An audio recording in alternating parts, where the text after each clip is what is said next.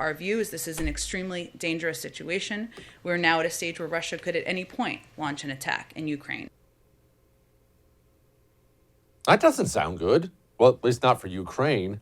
Joining me now is my friend, former counterterrorism officer. Gosh, that sounds cool. And host of This Is My Show with Drew Berquist. Drew, okay, first of all, act like I'm dumb, which I know we know each other personally. That won't be difficult for you. Would you tell me what exactly Russia is doing? Why all the concern? Well, look, I mean, Russia is Russia. They want power. They want territory. That's always how they've played the game. And right now they see an opportunity. I think it's funny that there's been commentators on the left saying it's funny that this is all because it's basically Trump's fault that this is happening now. No, it's actually the opposite. Trump was actually pretty strong on foreign policy.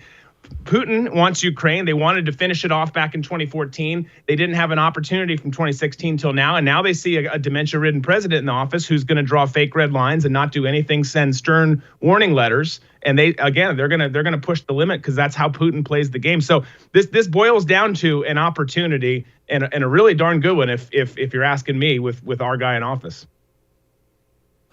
Drew, what is Ukraine militarily? I understand Russia is a big dog. I get that. But is Ukraine able to make them feel it? Is Russia just going to storm in there like a blowtorch through butter? If this thing actually goes hot, how's it go?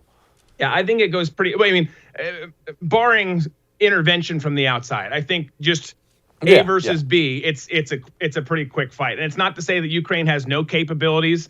But even with the UK and the US sending weapons to them, there's very few countries that are on the par with obviously no one is on par with us, but right there behind us with Russia and China, and then there's a steep drop off. So I think to expect that they could hang on and fight until the bitter end with Putin and his forces, it's just not likely. So it just comes down to then is the international community going to say, hey, we're going to step in and stop this? And then what does that look like? Does that lead us to a bigger escalation, which is something that, by the way, we don't want, certainly not right now.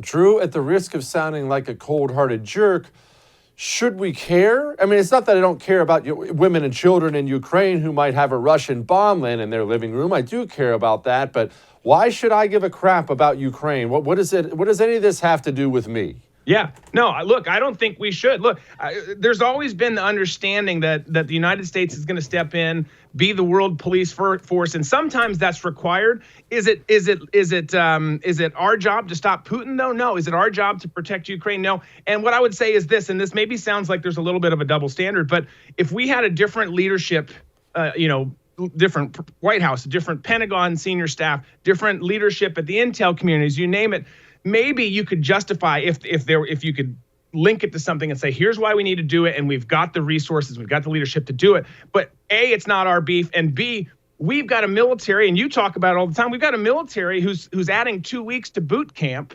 for teaching about extremism and knitting and accepting all people and how they identify. So we're not in the position to get into a fight. It's not our fight, and we're not in the position to get into a fight because the people that would come alongside Russia in this aren't going to make it easy on us and anyone else in the international community who pushes back. Okay, last one on this, because I have something else I want to ask you. Why Ukraine? I know Russia wants all the territory they can get. I get that. Why they're so hot on Ukraine? Russia has a big border. There's a lot of places there. There's a lot of places. It's always been up his crawl. I mean, that's just always been Putin's thing. I think from resources, from in terms of their border, in terms of how it fortifies. And look, I'll be the first to tell you, I'm not a Russian expert. I'm a counterterrorism expert. I spent most of my time in the Middle East. But this has just always been, I think it's always been a bitter loss that they didn't have these countries anymore. Again, from a strategic resource standpoint, from shoring up their border, adding more territory, it just makes sense. They've always felt that it was theirs. They showed that with Crimea. They're showing it again now. Hey, thanks so much for watching The First on YouTube. If you liked what you saw, go ahead and like and subscribe. You heard me. Like it, subscribe. You'll get a lot more of it and a lot more of me.